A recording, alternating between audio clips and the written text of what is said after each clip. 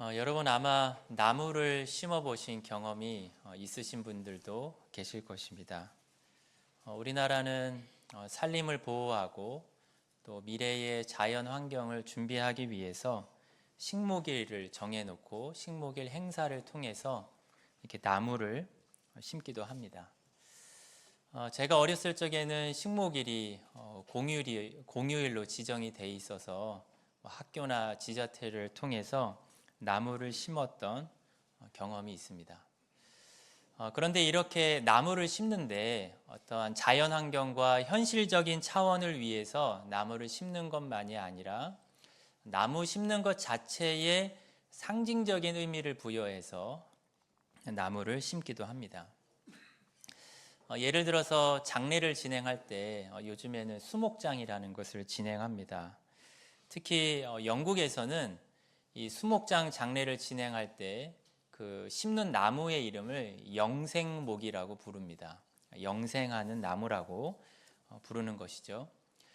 여러분, 일반적인 나무의 수명은 짧게는 100년에서 한 1000년 정도를 살고, 또 긴 수명을 가진 나무들, 백향목이나 은행나무 같은 나무들은 최소 5000년 이상은 산다고 합니다. 그런데 수목장을 진행할 때에 장례를 진행하면서 장례를 진행하는 이 고인의 육신이 마지막 날을 맞이했을 때 부활을 하게 되고, 그리고 영생할 것에 대한 의미를 담아서 그 나무를 심으면서 수목장 장례를 진행하는 것입니다. 그런데 여러분, 우리가 읽었던 본문 중에 33절에 보면 아브라함도 어떠한 신앙적인 의미를 담아서 나무를 심고 있는데 이 에셀 나무를 심고 있습니다. 참고로 이 에셀 나무는 나무 자체가 키가 매우 작고, 그리고 침엽수에 속해서 나뭇잎이 이 바늘처럼 그런 잎사귀를 가지고 있어서 물을 많이 공급하지 않아도 되고, 또한 그 나무의 뿌리가 땅속으로 깊이 30m까지 뿌리를 내려서 지하수를 잘 흡수한다고 합니다. 그래서 이 사막 지대에서도 생명력이 매우 탁월하고, 그래서 그 사막 지대에서 심기에 적합한 나무라고 합니다. 그런데 여러분, 오늘 33절에 보면 아브라함은 이 생명력이 탁월한 에셀 나무를 심으면서 영원하신 여호와 하나님의 이름을 불렀다라고 되어 있습니다. 그러니까 영생하시는 하나님, 무한한 생명의 하나님의 이름을 부른 것입니다. 그래서 아브라함이 이 영원하신 하나님의 이름을 부른 이 아브라함의 신앙 고백과 그리고 에셀 나무를 심은 것에는 긴밀한 연관관계가, 그 의미가, 동일한 의미가 담겨져 있는 것입니다. 사실 여러분, 지금 창세기 21장인데요. 지금 21장 이전에도 아브라함이 여호와 하나님의 이름을 부른 적이 여러 번 있었습니다. 장소를 옮길 때마다 아브라함은 제단을 쌓고 여호와 하나님의 이름을 불렀습니다. 그런데 이렇게 21장처럼 영원하신 여호와 하나님의 이름을 부른 것은 오늘 본문이 처음입니다. 그럼 여러분, 아브라함은 무슨 일이 있었길래 이 에셀 나무를 심으면서 영원하신 여호와 하나님의 이름을 불렀을까요? 그리고 여러분, 아브라함은 이 나무를 심은 이후에 그에게 어떤 변화된 모습을 볼 수 있습니다. 나중에 자세하게 보겠지만 아브라함은 이렇게 21장에서 나무를 심은 이후에 22장에 보면 이삭을 제단에 바치는 놀라운 순종을 하게 됩니다. 그래서 아브라함이 나무를 심은 것과 아브라함 인생에서 가장 아름다운 순종인 이 이삭을 제단에 바치는 순종은 깊은 연관이 있는 것을 알 수 있습니다. 그래서 오늘은 우리가 이 아브라함의 이 나무를 심은 사건을 중심으로 해서 아브라함의 믿음을 살펴보고자 하는데요. 첫 번째는 아브라함이 이 나무를 심게 된 계기와 그 사건이 무엇인가, 도대체 아브라함에게 무슨 일이 있었길래 이 나무를 심게 되었는가라는 것을 살펴보고요. 두 번째로는 아브라함이 나무를 심으면서 불렀던 그 영원하신 여호와 하나님의 이름의 의미를 살펴보도록 하겠습니다. 그리고 마지막으로 아브라함이 영원하신 여호와 하나님을 믿었기에 행했던 순종, 이삭을 제단에 바치는 그 순종의 의미를 살펴보면서 저희에게 적용해 보도록 하겠습니다. 그럼 첫 번째로 나무를 심게 된 계기가 무엇인지 좀 보도록 하겠습니다. 근데 먼저 우리는 아브라함에게 무슨 일이 있었는가, 무슨 계기가 있었는가를 보기 전에 먼저 하나님께서 아브라함에게 약속하신 것이 있다는 것을 생각해야 합니다. 하나님의 약속.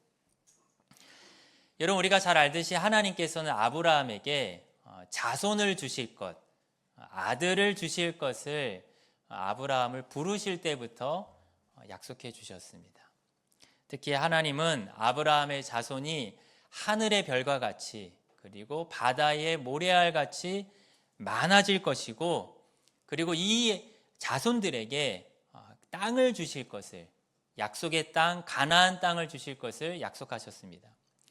그러니까 하나님께서 아브라함에게 약속하신 것을 좀 단순하게 말하면 땅과 자손을, 아들을 약속하신 것입니다.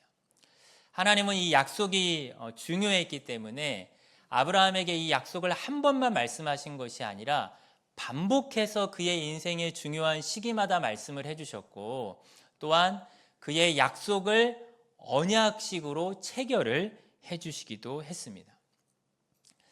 그런데 여러분, 중요한 것은 아브라함은 그 약속을 온전히 신뢰하고 그리고 확신하지 못했습니다. 적어도 그가 이 나무를 심기 이전인 창세기 20장까지는 하나님의 약속을 온전하게 신뢰하지 못했습니다. 왜냐하면 아브라함의 그 인생을 보면 하나님의 약속에도 불구하고 자신의 인간적인 지혜와 인간적인 방법을 사용해 왔기 때문입니다. 예를 들어서 아브라함은 처음에 하나님의 부르심을 받고 약속을 받았음에도 불구하고 자신의 조카 롯을 하나님이 아들을 주시지 않으면 자신의 아들과 자신의 상속자로 삼으려고 데리고 있었습니다. 그리고 사정이 생겨서 롯이 떠난 이후에도 아브라함은 자신의 단순히 종이 아니라 자신이 믿는 그 자신의 가정의 총무와 같은 종인 엘리에셀을 상속자로 삼으려고 하기도 했었습니다. 뿐만 아니라 하나님의 부르심을 받은 지 이제 가나안 땅에 온 지 10년이 지나도 하나님이 아들을 주시지 않자 어떻게 하죠? 여종 하갈을 취해서 이스마엘을 낳기도 합니다. 여러분, 이러한 행동들은 아브라함이 하나님과 하나님의 약속을 믿기는 하지만 아직 온전히 신뢰하지 못하고 있다는 것을 보여주는 것입니다. 그런데 여러분, 우리가 읽은 이 21장 본문 첫 부분에 보면 아브라함이 드디어 25년의 기다림 끝에 자신의 나이 100세가 되어서 약속의 아들, 약속의 자손을 낳게 됩니다. 이삭을 낳게 되는 것입니다. 우리 한번 21장 1절부터 3절을 다시 한번 읽어보겠습니다. 1절부터 3절입니다. 시작. 여호와께서 말씀하신 대로 사라를 돌보셨고 사라가 임신하고 하나님이 말씀하신 시기가 되어 노년의 아브라함에게 아들을 낳으니 아브라함이 그에게 태어난 아들 곧 사라가 자기에게 낳은 아들을 이름하여 이삭이라 하였고. 여러분, 이삭의 출생 이야기인데요, 이 짧은 세 구절 속에 하나님께서 약속하셨던 그 말씀이 강조됩니다. 1절을 다시 보시면 여호와께서 말씀하신 대로 사라를 돌보셨고, 또 여호와께서 뭐 하신 대로? 말씀하신 대로 사라에게 행하셨으므로 사라가 임신하고 하나님이 말씀하신 시기가 되어 노년의 아브라함에게 아들을 낳았다라고 말합니다. 그러니까 약속의 말씀이 성취가 되어서 이삭이 태어났다는 것입니다. 그런데 여러분, 이 약속의 말씀대로 이삭이 태어나자 아브라함의 인생에 큰 변화가 생기게 됩니다.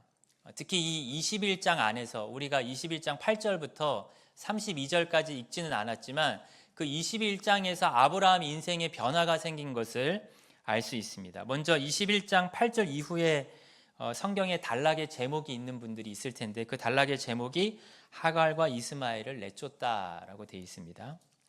여러분, 하나님이 약속을 지키지 않아서 아들을 주시지 않으면 자신이 인간적인 방편으로 세워놓았던 이 하갈과 이스마엘, 자신의 어떻게 중요한 계획이죠.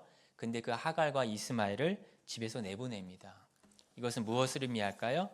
자신이 여지까지 하나님의 약속을 온전히 신뢰하지 못했던 불신앙적인 모습에서 돌이키는 것을 의미합니다. 그리고 여러분 21장 22절부터 32절에 그 단락의 제목이 아브라함과 아비멜렉의 언약으로 되어 있습니다. 아브라함과 그랄 왕, 블레셋 지역의 그랄 왕과 언약을 맺은 것인데요. 이 언약의 내용은 하나님이 약속하신 땅에, 그러니까 가나안 땅에 서로가 평화롭게 거주하기 위해서 언약을 맺은 것입니다. 자세히 살피기는 어렵지만 이제 아브라함은 하나님께서 자신과 자신의 아들에게 이 약속의 땅을 주실 것이라는 그 약속에 대해서 확신이 생긴 것입니다. 그래서 그 약속의 땅에 다른 사람들, 다른 거주자들과 평화롭게 거하기 위해서 그랄 왕과 언약을 맺은 것입니다. 그러니까 아브라함은 이삭의 출생을 통해서 하나님의 약속에 대해서 확신을 가지게 되었습니다. 여러분, 설교 초반에 수목장 장례를 말씀드렸는데요. 지금 아브라함은 누가 죽어서 나무를 심은 것이 아니라 정반대로 장례를 치르기 위해서가 아니라 누군가 태어나는 사건을 계기로 해서, 그리고 태어난 것 때문에 그냥 축하하고 그것을 기념하기 위해서가 아니라 그 태어나는 것으로 인해서 아브라함이 무언가 깨달음을 얻게 된 것입니다. 그래서 중요한 것은 그 깨달음과 함께 이삭의 태어남과 함께 아브라함에게 변화가 생긴 것입니다. 그러면 여러분, 두 번째로 아브라함이 이삭의 출생을 통해서 깨달은 것이 무엇이냐라는 것입니다. 여러분, 이 깨달음은 바로 아브라함이 나무를 심으면서 부른 영원하신 여호와 하나님의 이름에 담겨져 있습니다. 영원하신 하나님. 그래서 두 번째로 우리가 그 이름을 살펴볼 텐데요. 우리 먼저 한번 33절을 다시 한번 읽어보겠습니다. 33절입니다. 시작. 아브라함은 브엘세바의 이름을 불렀으며.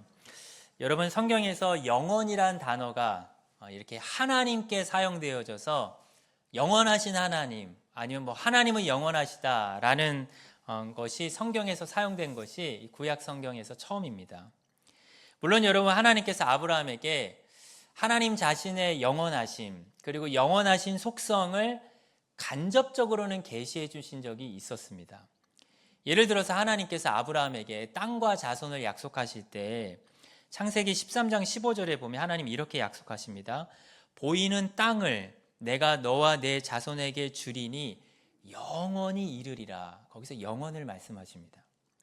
또 17장에서도 할례 언약을 맺으시면서 약속을 반복하시는데 이렇게 말씀하십니다. 내가 너와 내 후손에게 내가 거류하는 이 땅 곧 가나안 온 땅을 주어 영원한 기업이 되게 하겠다. 영원을 말씀하십니다. 여러분, 하나님께서 영원을 약속하신다는 것은, 영원하심을 약속하신다는 것은 하나님이 그 약속을 지키셔야 되기 때문에 하나님 자신이 영원하신 분이라는 것을 전제로 하는 것입니다. 그러면 여러분, 아브라함이 하나님의 약속을 들었을 때 아브라함이 이해했던, 아브라함이 알고 있었던 그 영원의 개념은 무엇이었을까요?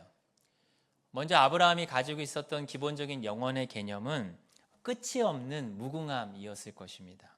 그래서 아무리 많은 시간이 흘러도 하나님께서 계속해서 자신의 자손들에게 그 땅에 살게 해주신다, 영원히 살게 해주신다라는 그런 이해였을 것입니다. 그래서 아브라함이 영원하신 하나님이다 라고 고백했을 때 그 고백에도 첫 번째는 어떤 의미가 있냐면 하나님에게는 죽음이나 끝이나 종말이 없으신 분이다 라는 고백이 기본적으로 깔려 있습니다.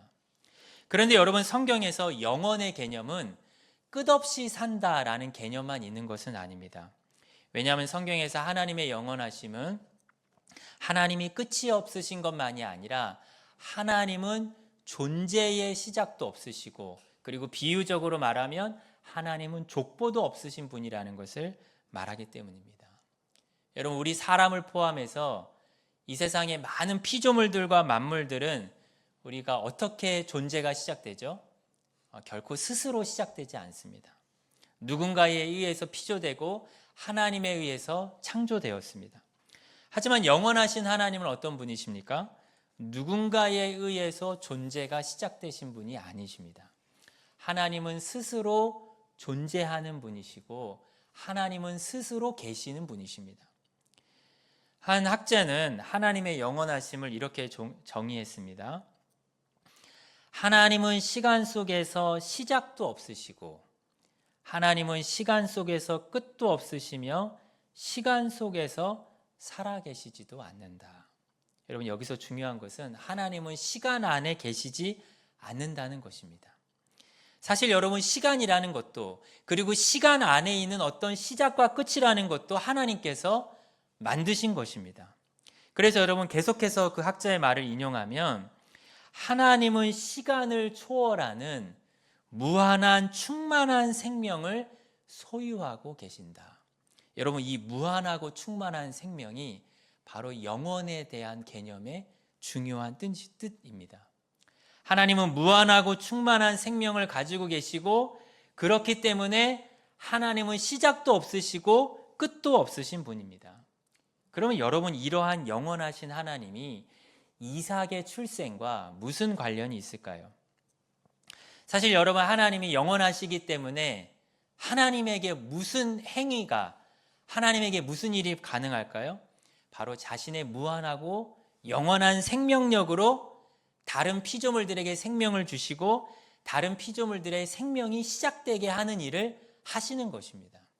사실 우리는 3차원 속에서 어떠한 시간 속에 어떠한 하나의 시점에 어떠한 하나의 공간 속에 있기 때문에 하나님이 시간을 초월해 계신다라는 것 자체가 이해가 되지 않고 하나님이 시작 없이 스스로 존재하고 계신다는 것도 이해가 잘 되지 않습니다.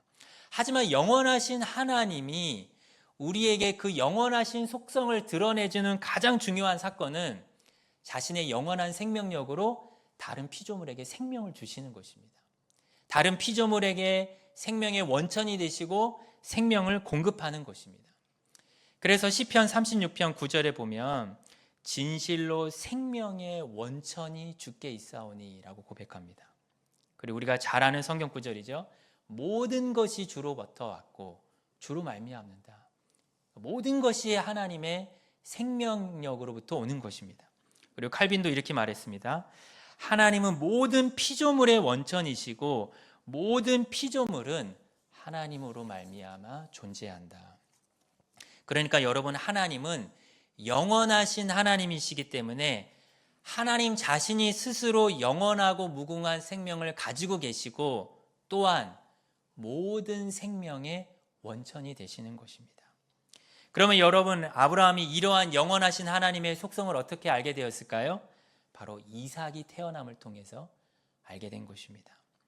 사실 여러분, 아브라함은 이삭을 낳을 때에 나이가 99세, 100세였고 이미 그 나이에 생식 기능을 잃은 상태였습니다. 그래서 성경은 아브라함이 자기 몸이 죽은 것 같음을 알았다. 그가 도저히 아이를 낳을 수 없는 상태였다라고 기록합니다. 또한 성경은 사라에 대해서는 사라가 이미 경수가 끊어진 폐경의 상태였다. 그래서 사라의 태도 죽은 상태였다라고 말합니다. 그래서 아브라함과 사라 둘은 이 육체적인 면을 봤을 때는 도저히 생명을 잉태할 수 없는 상태였습니다. 그렇지만 하나님께서 이러한 불가능한 상황에서 이삭이 잉태되게 하시고 또한 태어나게 하신 것입니다. 그래서 마치 하나님께서 천지를 창조하셨을 때 무에서 유를 창조하시듯이 동일한 사건을 이삭이 태어날 때 하신 것입니다. 하나님께서 생명의 원천이 되시는 그 능력을 이삭이 태어나는 사건을 통해서 보여주신 것입니다. 그러니까 아브라함은 이삭이 낳는 사건을 통해서 하나님은 무궁한 생명의 능력을 소유하고 계시고 그리고 그 생명을 자신의 백성들에게 주시는 분이라는 것을 알게 된 것입니다. 그리고 나서 아브라함이 그 의미를 깨닫고 생명력으로 상징되는 에셀나무를 심고 나서 영원하신 여호와 하나님의 이름을 부른 것입니다. 그러면 여러분, 아브라함의 이러한 깨달음은 그의 인생에 어떠한 변화를 가져왔을까요? 여러분, 아브라함의 이러한 깨달음은 이어지는 창세기 22장에서 이제 이삭을 제단에 바치는 순종을 하게 하는데 중요한 디딤돌이 됩니다. 사실 인간적으로 보면 이삭을 제단에 바치라는 것은 도저히 이해가 되지 않습니다. 아니 하나님께서 이삭을 주시겠다라고 약속하시고 주셨는데 그 아들을 바치라고 하시니 인간적으로는 이해할 수 없는 것입니다. 하지만 아브라함은 이삭을 불가능에서도 창조하고 태어나게 하신 생명의 하나님이 자신이 만약에 이삭을 죽여서 제단에 바친다 할지라도 다시 생명을 주시고 다시 살리실 것을 확신하는 믿음이 이제 생긴 것입니다. 그래서 모리아산에 올라간 것입니다. 여러분, 히브리서 11장 19절은 이렇게 말씀합니다. 제가 읽어드리면 아브라함이 하나님께서 능히 이삭을 죽은 자 가운데서 다시 살리실 줄로 생각한지라. 이 부분이 중요합니다. 하나님께서 능히, 하나님은 능력이 있다. 이삭을 죽은 자 가운데서 다시 살리실 줄로 생각한지라. 비유컨대 그를 죽은 자 가운데서 도로 받은 것이라. 마치 아브라함은 이삭이 태어날 때는 하나님의 창조의 능력을 경험한 것이고 그 창조의 능력을 경험을 기반으로 해서 그 모리아에서 이삭을 바치는 사건에서는 부활의 신앙으로 나아가게 된 것입니다. 그러니까 아브라함은 영원한 생명의 하나님에 대한 확신을 가지고 자신이 가장 사랑하는 이삭을 바칠 수 있었던 것입니다. 만약에 여러분 아브라함이 이러한 영원하신 하나님에 대한 깨달음, 그런 확신이 있기 전에, 예를 들어서 그가 이러한 믿음이 있기 전에 롯을 막 데리고 다니거나 아니면 하갈을 취해서 이스마엘을 낳을 때쯤에 하나님이 창세기 22장의 순종을 요구하셨다면 아브라함이 그 명령에 순종할 수 있었을까요? 그것은 불가능한, 그의 믿음에 있어서는, 그의 믿음의 현 주소에 있어서는 매우 어려운 도전이었을 것입니다. 왜냐하면 아직까지는 영원하신 하나님에 대한 확신이 없었기 때문입니다. 그래서 여러분, 우리는 아브라함의 인생을 보면 이렇게 말할 수 있습니다.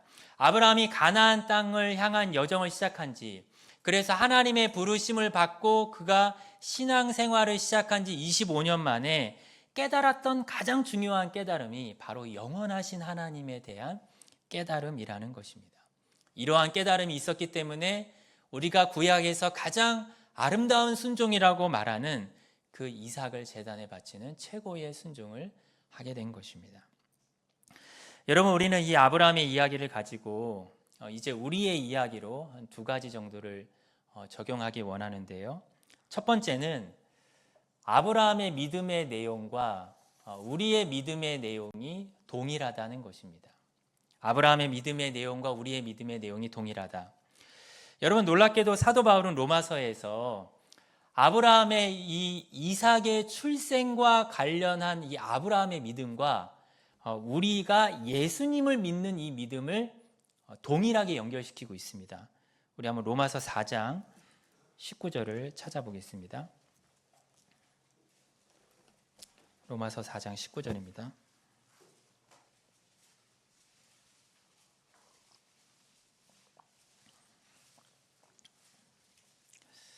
우리 로마서 4장 19절 신약성경으로 245페이지입니다. 우리 19절부터 22절까지 한번 같이 읽어보겠습니다. 시작.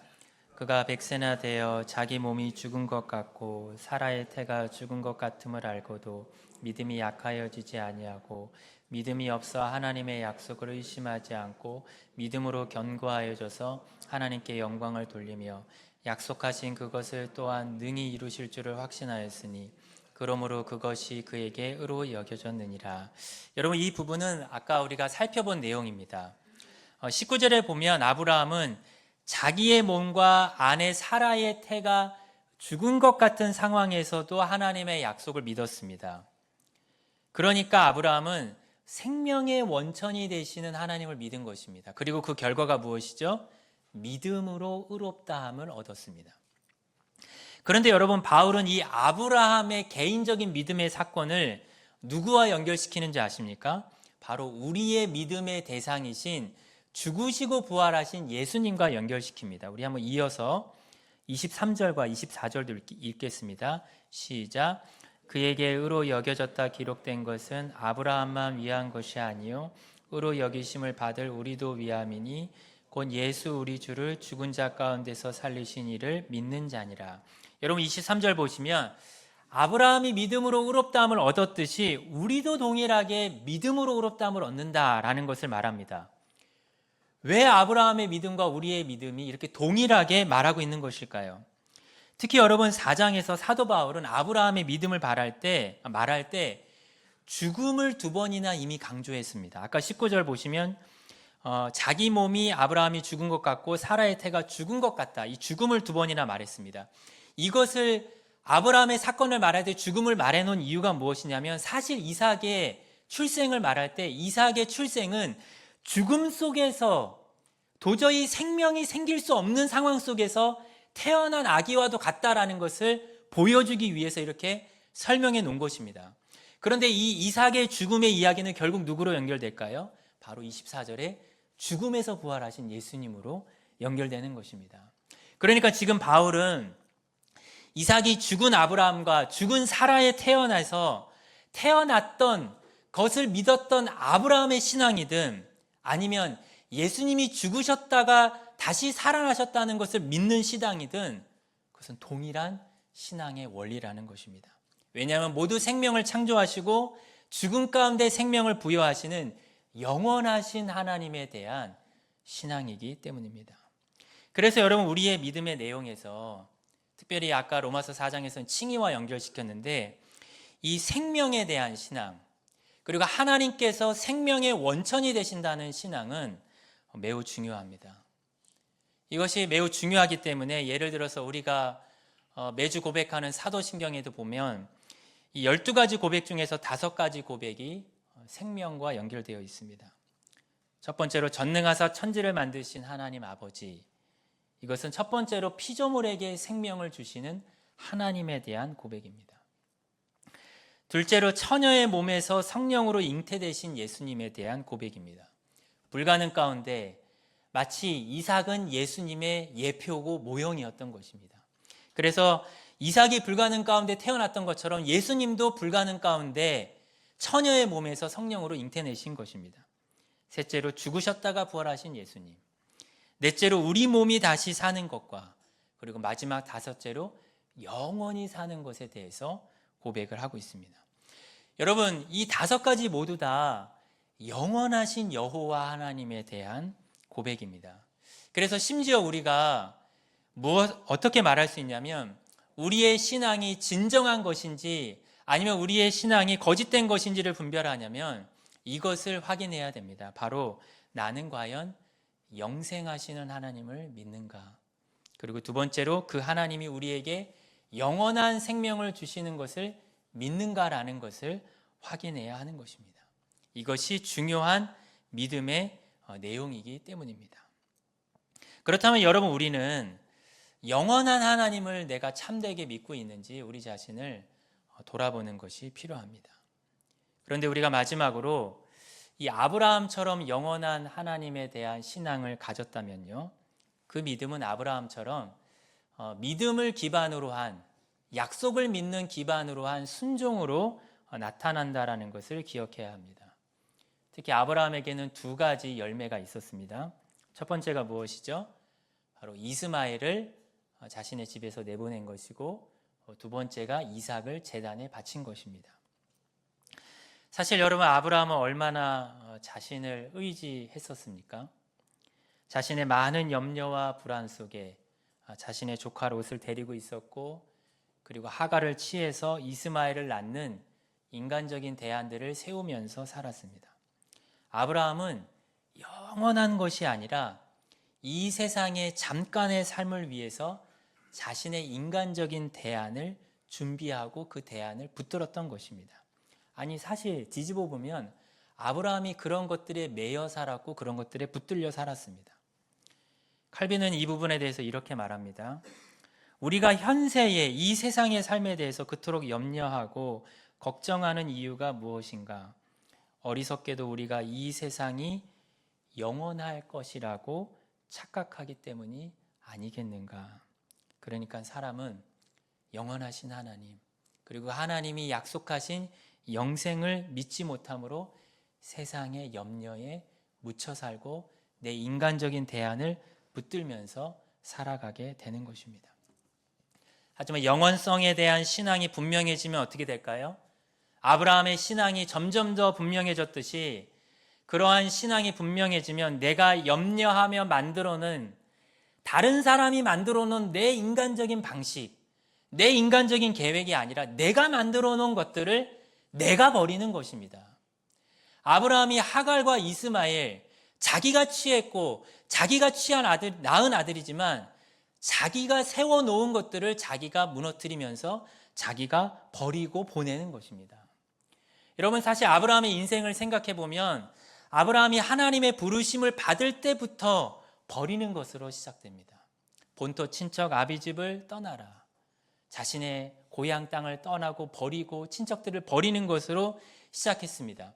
하지만 아브라함의 인생이 보여주는 것은 신앙생활을 하면 할수록 하나님을 더 붙드는 자는, 영생의 하나님을 더 붙드는 자는 내가 신앙생활하면서 나도 모르게 만들어 놓았던 것들을 조금씩 더 버려 나가는 것입니다.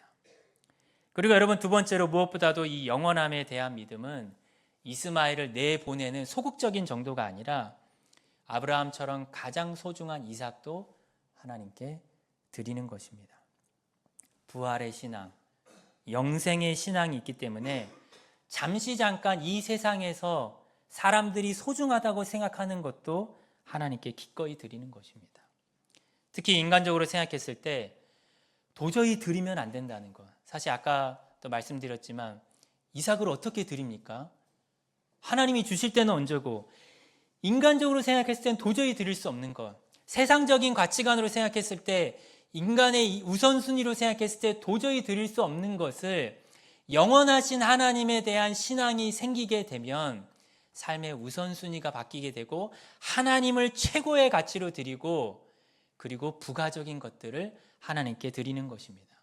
여러분, 영원하신 하나님에 대한 신앙이 분명할수록 신자로서의 신자됨의 그 향기가 분명하게 나타나게 됩니다. 신자로서 억지로 드리는 것이 아니라 하나님에 대한 감사한 마음, 기쁜 마음으로 하나님께 드리게 되는 것입니다. 정반대로 영원성에 대한 신앙이 약해질수록 신자이지만 세상적인 냄새, 인간적인 냄새가 우리에게 날 수밖에 없는 것입니다. 그런데 여러분, 마지막으로 중요한 것은 이 영원성에 대한 신앙은 아브라함이 스스로 깨달은 것이 아니라는 것입니다. 우리는 아브라함의 신앙을 위한 하나님의 열심과 하나님의 사랑을 생각해야 합니다. 사실 아브라함이 부름받고 영원하신 하나님을 제대로 깨닫고 고백하며 에셀 나무를 심기까지 25년이 걸렸습니다.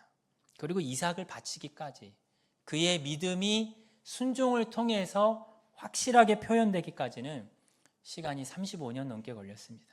그런데 그 기간 동안 사실 아브라함은 많은 의심과 불신앙적인 모습을 보였습니다. 하지만 영원하신 하나님은 어떤 분이십니까? 영원하신 하나님은 하루가 천년같이, 천년이 하루같이 시간을 초월하셔서 우리 인생들을 오래 참고 기다리셨습니다. 영원하고 불변한 사랑으로 그의 의심 많고 적은 믿음이 확신이 되기를 기다리신 것입니다. 그래서 오늘 본문에서 아브라함이 나무를 심지만 사실 영원하신 하나님이야말로 아브라함이라는 나무를 심고 계십니다.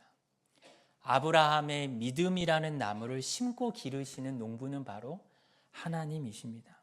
하나님은 자신의 사랑으로 아브라함만이 아니라 우리의 믿음이라는 나무가 자라게 하십니다. 그래서 우리가 다만 할 것이 있다면 진정한 농부 되신 하나님의 그 영원하신 사랑에 힘입어서 아브라함이 나무를 심듯이 우리도 우리의 믿음의 나무에 지속적인 관심을 가지는 것입니다. 나무에게 물을 주고 햇빛을 쬐어주듯이 우리가 말씀의 빛을 공급하고 성령의 물을 공급하며 하나님께서 우리에게 믿음을 강화하려고 주시는 은혜의 방편들을 부지런히 사용하는 것입니다. 하나님은 이러한 믿음의 행위들과 더불어서 우리의 믿음의 나무가 자라가게 하시는 것입니다. 여러분, 우리가 이 아브라함이 에셀 나무를 심은 것을 통해서 아브라함의 깨달음과 신앙이 우리 자신의 깨달음과 신앙이 되기를, 우리의 복이 되기를 주님의 이름으로 축원합니다. 함께 기도하겠습니다. 사랑의 하나님, 우리에게 하나님을 믿는 믿음을 주신 것을 감사합니다. 하나님, 우리가 무엇보다 영원하신 하나님, 우리에게 영생을 주시는 하나님을 믿는 믿음 위에 견고히 서기를 원합니다. 우리가 무엇보다 우리를 향해 오래 참으시고 영원한 사랑으로 우리를 인도하시는 하나님의 은혜를 깨닫게 하여 주셔서 믿음으로 아브라함처럼 버릴 것을 버리게 하시고 우리의 귀한 것을 드리는 삶을 믿음으로 표현하며 살아가게 하여 주옵소서. 감사하며 예수님의 이름으로 기도합니다. 아멘.